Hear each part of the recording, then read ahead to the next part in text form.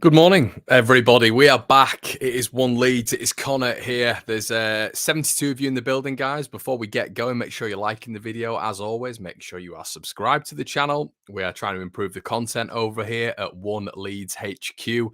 Just to add to that, there's a fair few Patreon members who've signed up recently. Thank you so much for that, guys. It just means that it just helps me with the running costs of the channel, which can be quite expensive, believe it or not, with all the editing and streaming software. So thank you so much for that.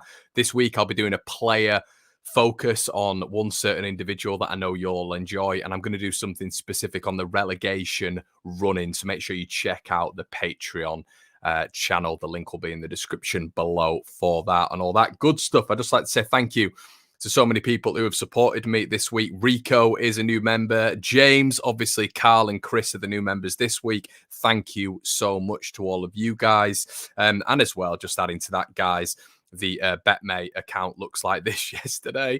Well, I finished in 73rd. There was, it's awful. There's 80 members. I finished 73rd. I'm awful at this game. But yeah, as you can see there, Liam likes 40 at the top, and the pay was spread out between 5 yesterday just for a £5 stake. So there's loads and loads on today where you can get involved with the Everton and the Chelsea game. Make sure you get over on BETMATE and check out that good stuff. So I'm going to get into your comments in the section below. Jack, hello, mate. Max in the building. Hi, Connor. We didn't actually play that bad, too bad yesterday. Shame we lost 4-0. Didn't expect to win, but we deserve, didn't deserve 4 points against us.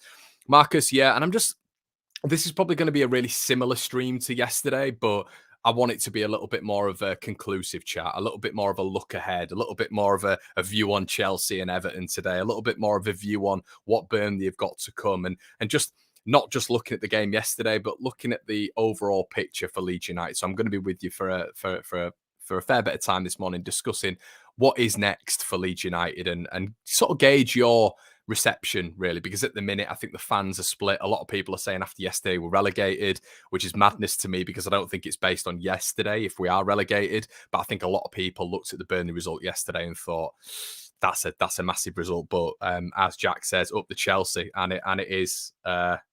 It is that today, isn't it? It is.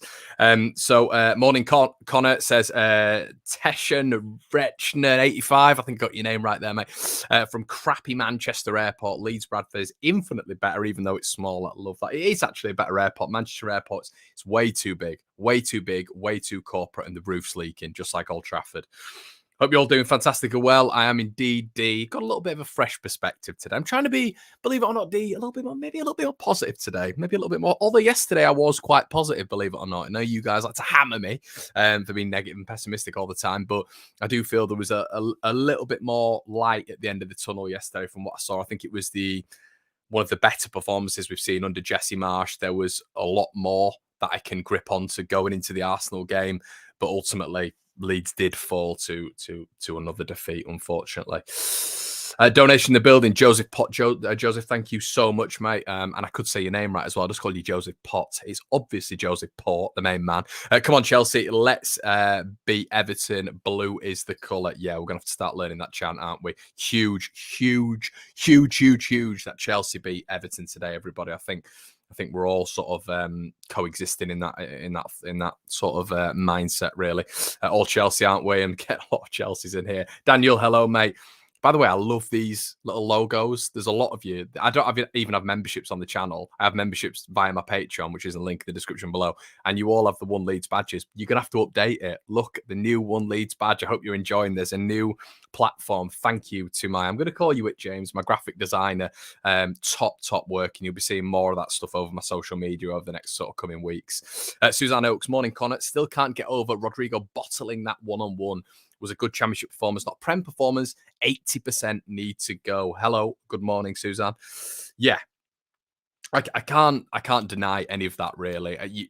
You do look at the game yesterday, and we started really well. I mean, 12 minutes, you can see just a stupid goal, and we're used to that this season, aren't we? The second goal was another stupid goal to concede. Third was a good bit of play, but Foden's by himself, and the fourth was just tragic from Meslier, in my opinion.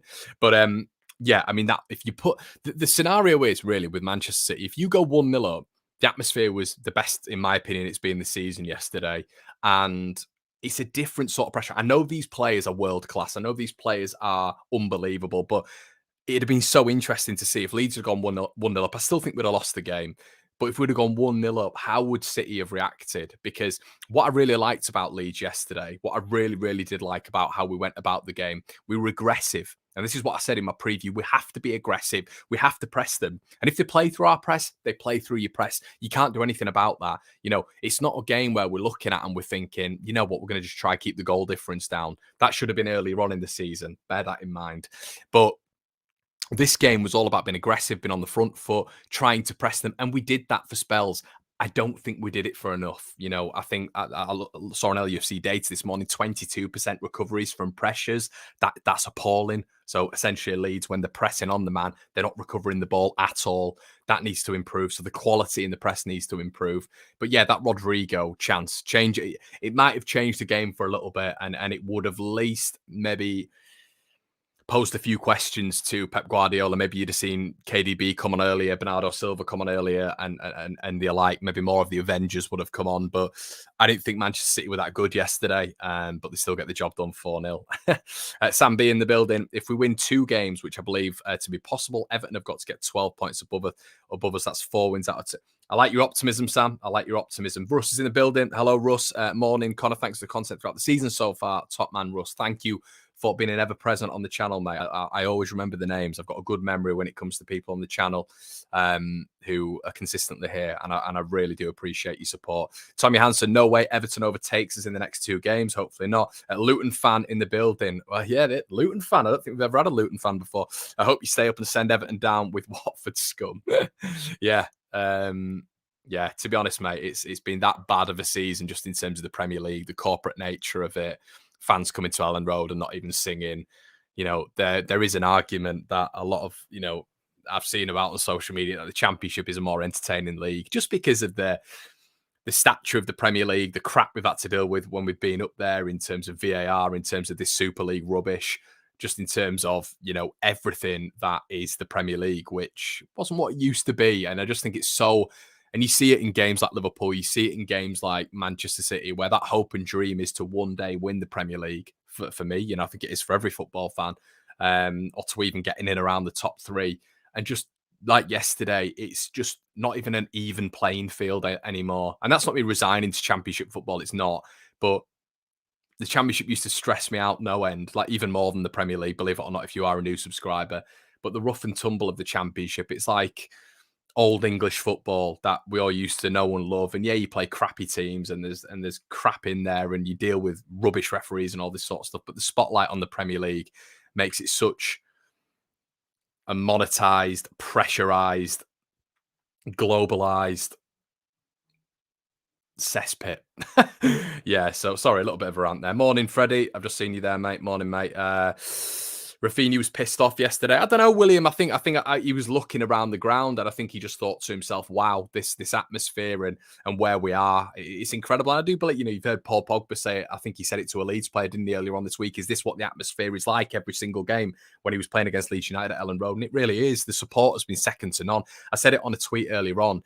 It will never, ever, ever be the fans' fault. You get some clubs who, you know, playing for top 4, or you'll get some clubs playing for the title, and these clubs will remain unnamed, but we all know who they are. There's one or two. There's one of 2 of them who actually are going into competitive football games in the Premier League, and there's 10,000 people missing.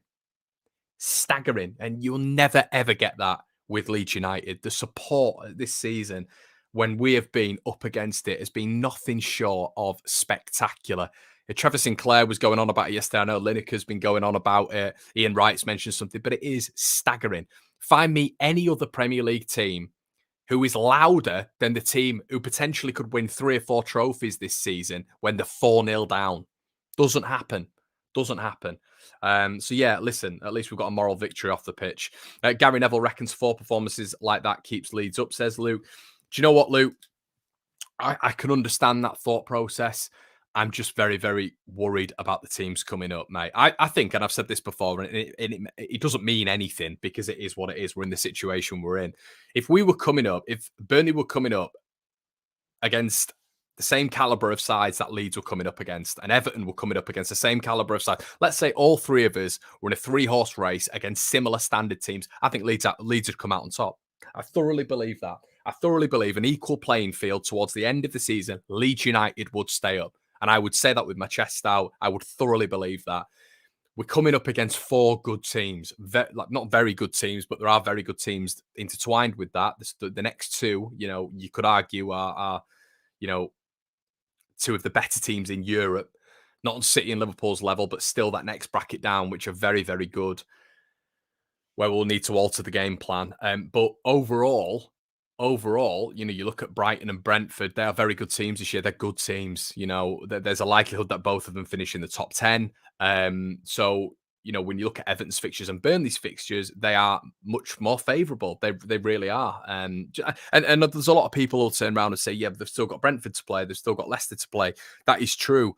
I think I'm also just looking at the pressure aspect of if Leeds get nothing from the next 2, the pressure on that Brighton game when Leeds have to be the protagonist, Leeds have to be proactive, Leeds have to go for the win, is going to be immense. It's going to be absolutely immense. And can this group deal with that? We'll have to wait and see. Upside is hopefully Bamford's going to be back. Russ says, Connor, I met Angus Kinnear yesterday before the game. He's a top man. Great to chat with him. Russ, I know, mate. I just can't forgive them. I can't forgive them if we go down this year, mate. I cannot forgive them. I'm sure he is a great man. I'm sure Rads is a great man. I'm sure the 49ers are a great set of men. But I just can't forgive them if we go down this year. It is sacrilegious. Morning from Wales. Hello, Ian. I hope you're okay, mate. Bury's in the building. Even though we're beating 4-0, and Man City never really had to play out of third gear, there were some green shoots from that game for Leeds patterns of play second half. Bury, much more positive yesterday. As I've said, I don't know if you've just joined, mate, but in my opinion, it was this, maybe aside from the Leicester game, the second best performance we've seen under Jesse Marsch. The encouragement, the fight. It was just a good day. Do you know what the thing is? And a lot of Leeds fans may call me mad for this, but I see it as logical. If we'd have got that result yesterday, well, we have got that result yesterday.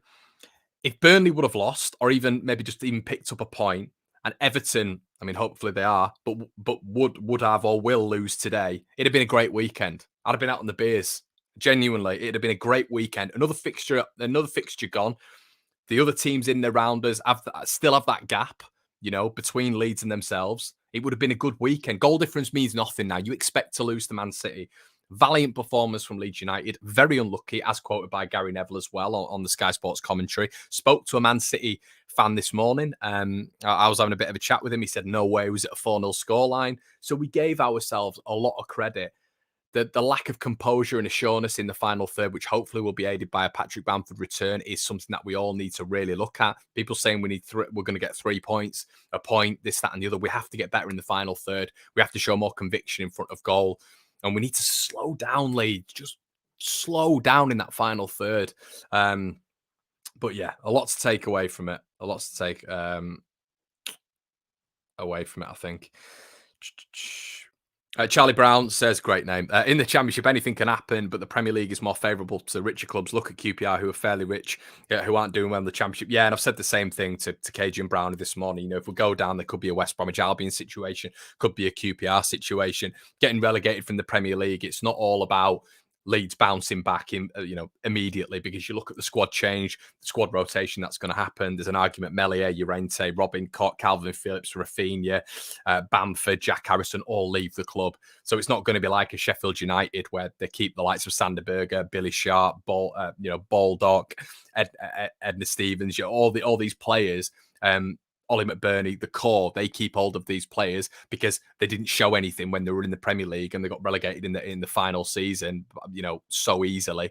That's unfair on Sheffield United. They showed something in the first year, but the second year, you're not going to get any Premier League clubs picking up those sort of players when they go down like that. Leeds have showed fight. We've still got quality in the ranks. We've shown that this season. So I think there's a lot of players who are going to get picked off Leeds. So that regeneration project is going to be huge if we go down. Daniel, I've changed the logo now. What do you think, mate? Hope you enjoy it. It's a bit more slick. It's a little bit more slick. Hi, Connor. I love the channel. Thank you, Richard. We need goals to stay up, and it's very hard to see where they come from with the continued team setup. Do you know what, Rich? I actually thought he got it right yesterday. I liked the formation. It was compact. It was narrow, like we were all expecting with Jesse Marsch. But I thought it was how you would normally set up against one of the top teams, which we didn't see under Marcelo Bielsa. We didn't see that pragmatic approach where you would alter from one system to another system, a plan B, if you will. We saw a plan B yesterday. That's not how Jesse Marsch wants to play, but he's played like that against Manchester City because of the caliber, the quality of player we have, and the expectation that we can really derive from this match. So what I saw yesterday was an alteration, which I really respect, and it worked. It worked. You saw the team lineup, and you thought, "Oh, okay, interesting." But we saw Liam Cooper go off in the game. We saw Stuart Dallas go off in the game. But I thought the team really held their own for a lot of the game. A lot of that game, you could say there was spells in that game where Leeds were the better team. I'm looking at in the last 10 minutes against Manchester City, Leeds 70-30, Leeds 50-50 against Manchester City, everybody. Manchester City. City scored 4 against Madrid in midweek. I bet you bottom dollar they turned around and said they played better against Madrid than they did against Leeds, and they conceded 3 against Madrid. As you've quite rightly said, the problem with Leeds United is we need to start being better in the final third, because it's all well and good turning around and saying Leeds were good, Leeds were good, Leeds were good. We need wins, and to get wins, you need goals.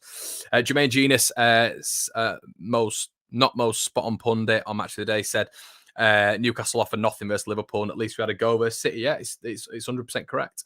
Watford was so frustrated in the last 10. Gilbert, do you think Marsch is the long term? I like Jesse. People once again get a narrative from my shows that I don't like Jesse Marsch.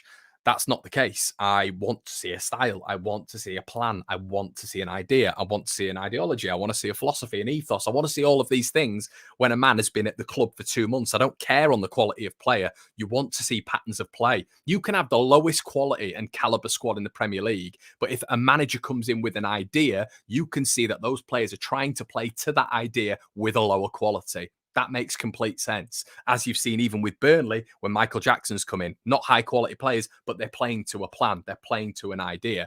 So that's what I wanted to see with Jesse Marsch.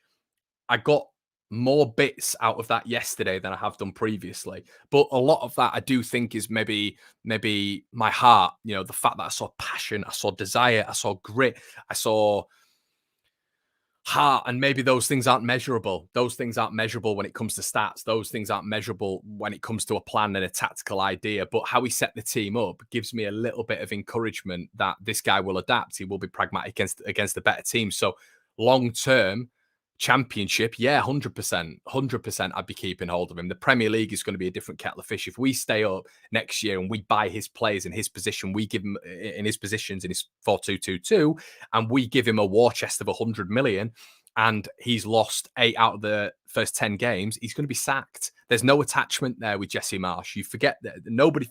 You might not forget this. Maybe people don't quite understand this. There was an attachment with Marcelo Bielsa that when Marcelo Bielsa lost and conceded 20 goals with his setup in a month, a Premier League record, that the Leeds board couldn't do anything there. They could not do anything because it's Marcelo Bielsa. Leeds, especially with the 49ers, will not have this attachment to this manager right now. They won't have this attachment to the next manager. It will not happen. So it's all results-based, to be honest, Gilbert. All results-based. We're back in that sort of that sphere now where everything is results-based for a manager to keep his job. Connor, apparently Bamford might get some minutes versus Arsenal. Yeah, I've heard that. Rico, new Patreon member. Hello, mate. Joffrey has more quality on the ball than everyone aside from Rafinha. However, he never seems to get the ball, FFS. He seems to touch the ball 5 times in now. I think that's where Jesse's got to improve, to be honest, Rico. I can't stand how many minutes this kid's getting. Greenwood, right? This is not me being how do I put this in a measured way? Greenwood is not a patch on Gelhardt. If you know football and you're watching a football player, he's not a patch on him. I'm not bothered if Jesse's coming out and saying he's taken to his ideas more than any other player. That doesn't mean he's a better player than Joe Gelhardt. Joe Gelhardt is, in my opinion, a match winner. He's a game winner. He's someone who can swiftly change the momentum of a football match. Greenwood's not that. Greenwood, I still don't think Greenwood's ready for Premier League football. Respect to the kid, of course, but I'm hearing all this sorts that he's got 2 assists. Come on, come on. The ball was booted up in the air against Wolverhampton Wanderers. He touched it. The touch got away from him. Rodrigo out of nowhere took the ball off him and then finished it. His ball through to Rodrigo in the Watford game was not an assist. And this isn't me being disparaging towards Greenwood because I've come on and praised him, but he's not in the same conversation as Gelhardt. Gelhardt is levels above Greenwood in terms of football and ability. So yeah, as D said here, there's a likelihood that young players like Drame, experienced players like Ayling, Dallas, and Cooper, and a few good signings. Surely we can come straight back. Would take Corberan back also. Yeah, Corberan, if he doesn't get promoted with Huddersfield, could be a good shout if we were to go down. Drame, just won Cardiff's Player of the Season. Hey, Burry, you know my thoughts when we got rid of him. You know my thoughts. I came on here and was sticking up for the guy when everyone was hammering him and saying it was his fault that he dared to go against Bielsa and wanted to go out on loan. He dared to do that. And when Bielsa spoke on it in his press conference, and then Leeds fans decided to absolutely hammer him and tear into him, a 19-year-old, I came on here and tried to defend him. Of course he's going to want to go out on loan. Why would he want to be a bit part player? Coming in and out when Cardiff City are offering him potentially 20, 25 games in the remainder of his season. Look at his profile now. So he stayed under Marcelo Bielsa and Jesse Marsh, had bit part role, and there's no chance he'd got the experience he's got now. But hindsight is a wonderful thing, isn't it? Headers is here. We couldn't hit a barn door. Average players only. Raf could change it. Rest of shocking. We are going down. Simple as. Yeah, I think there's more people saying that, to be quite honest with you. Sorry, guys. I am trying to get a lot of your comments in now. There's 250 of you in the building. If you want to join the Patreon, link is in the description below. I'll be doing a player profile this week. We'll be doing a relegation running special on my Patreon. Link is in the description below. All the proceeds go towards keeping the channel up and doing lots of things like recreating the logo, updating the social media, making sure I'm up to date with everything when it comes to subscriptions and keeping the quality of the channel to that standard, guys, that I want to keep it at. So I really appreciate anything like that. Ash says, been saying to my dad that the jury's still out with Marsh. We've had a great game at Leicester and that's it. Not convinced with any other game. Fair point. Connor, you're wrong. Marsh, Connor, you're wrong. Marsh, all he's doing is trying to keep them up. Next year, we will see changes in everything. Okay. Firpo is shocking. Firpo is woeful. Is Firpo suspended now? No, I don't think he is, mate. I think he's past that 32 game threshold. I was about to say unfortunately then, but unpopular opinion. Firpo is one of our better players technically, defensively, incredibly suspect, but far from useless. Rico, I wouldn't go against that. I think technically there's a reason he got signed by Barcelona. Technically, there's a reason he was one of the best players in La Liga when he played for Real Betis, left wing back. The problem is, it doesn't matter technically if you're the best player in the side, if you've got no focus, no concentration, no composure, ill discipline, a high degree of ill discipline, and you're positionally very, very bad when it comes to awareness. All those factors go against you, even if you are a technically gifted player. There's many technically gifted players in world football who don't have those little elements to their football game, which make them a very good player or even a good player at their standard that they're playing at. Firpo is so suspect. So sorry. Hey, it's a hideous signing. It was a hideous signing. Look, we'll talk about this at the end of the season. I don't want to get into it too much, but when you're looking at Junior Firpo and Dan James coming in and Klaassen as summer recruitment, when you finish 9th in the Premier League, and then we're all calling it in December when Leeds are getting hammered with injuries that the board aren't going to do anything in the January window. We chase Brendan Aronson's tail around for 30 days and get nowhere near further on that in terms of a January recruitment. And we do nothing. Negligence, and absolute negligence. And I am so frustrated with them at the minute. We should not be in this position. And I think, signings like Firpo, signings like Daniel James, it's not disparaging on them, but were they the right signings? They obviously weren't. But I think a lot of us knew at the time there was another striker needed, central midfielder needed, there was another right back needed, a substitute goalkeeper with a lot of experience needed. Angus Gunn, Alex McCarthy, Ben Foster was all needed. A lot. Yeah.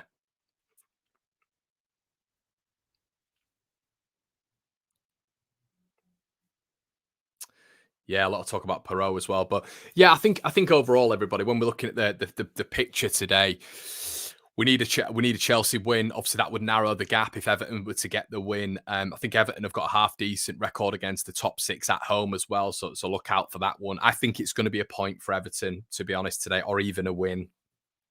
I've got a bad feeling. I had a bad feeling about Burnley yesterday, even with 10. It was 5 minutes to go, and I was turning around to my brother and I was saying, it's not over yet. This just isn't over.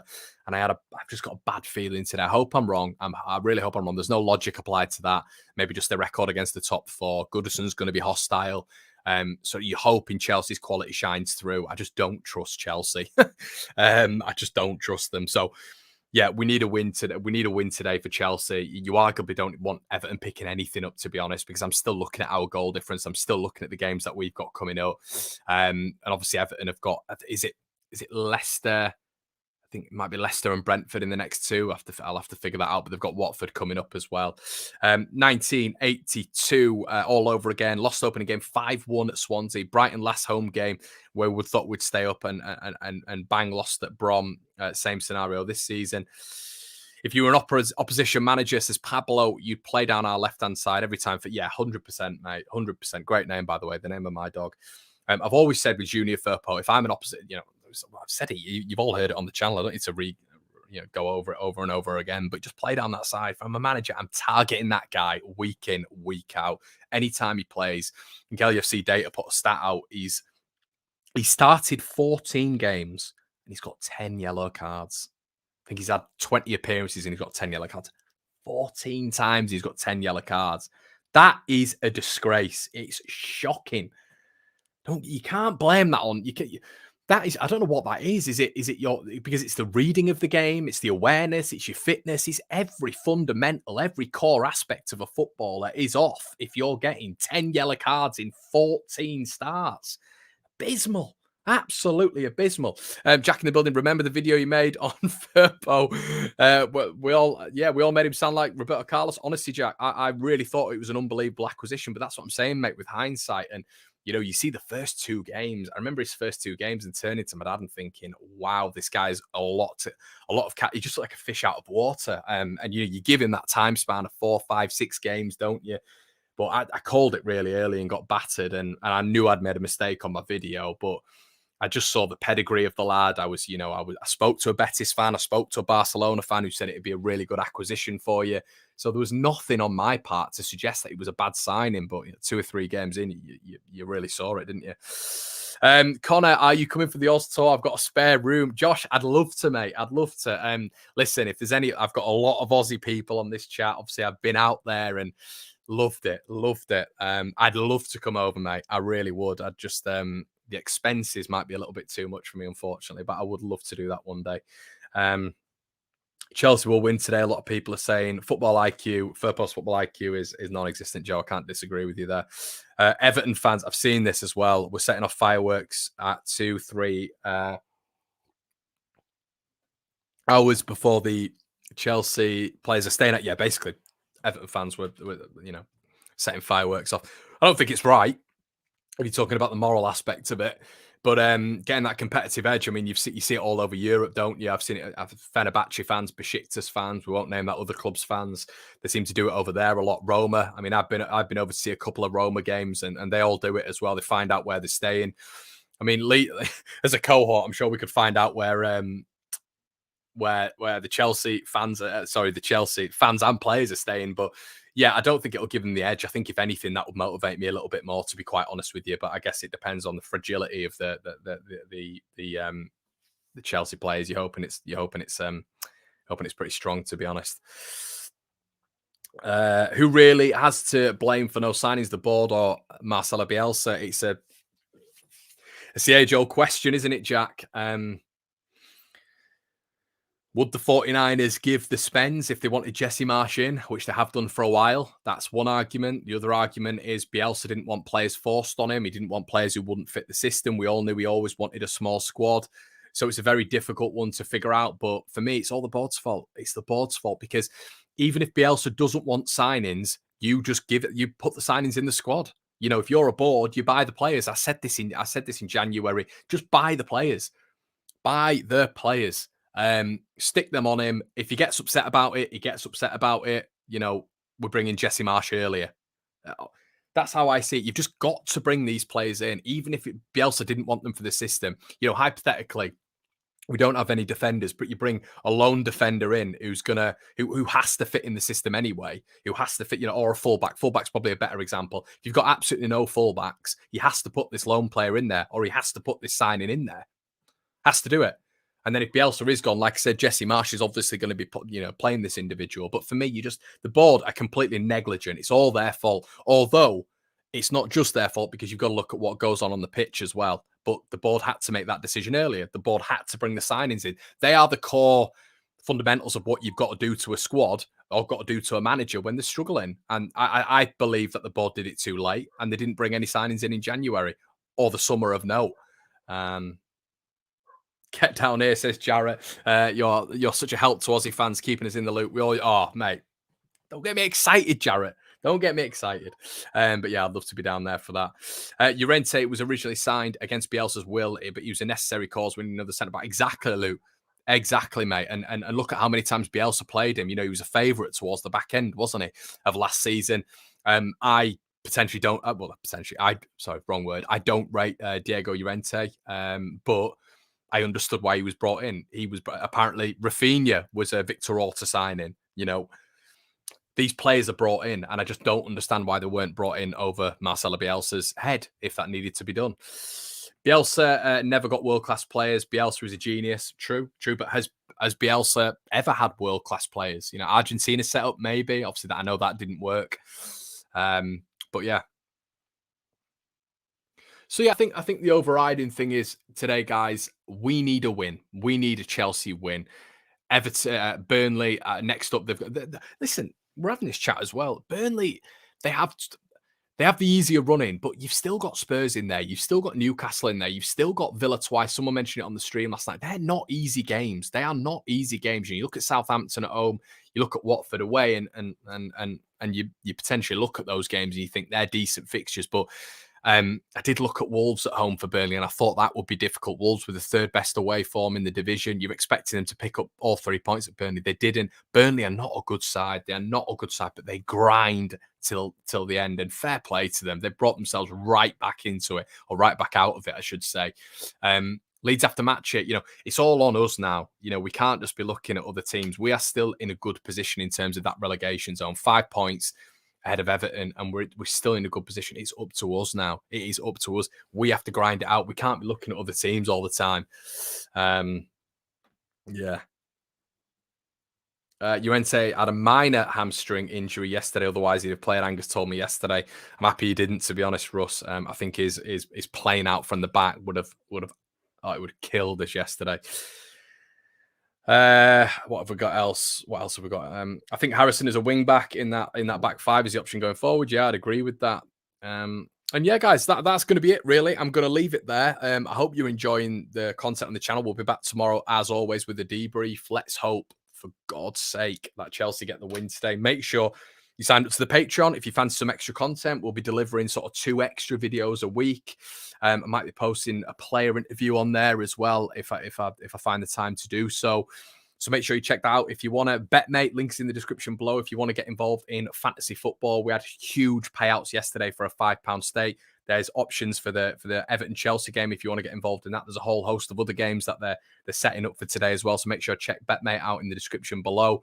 Make sure you're liking the video, guys. If you don't like it, basically my video doesn't go with the YouTube algorithm, and that is a problem for me. So if you wouldn't mind liking it, that would be great. It takes 2 minutes. It's absolutely free. Hope you're enjoying the content. As I said, if you've just joined, you can go back and watch this on the replay. Guys, have a fantastic day. Come on, the Chelsea.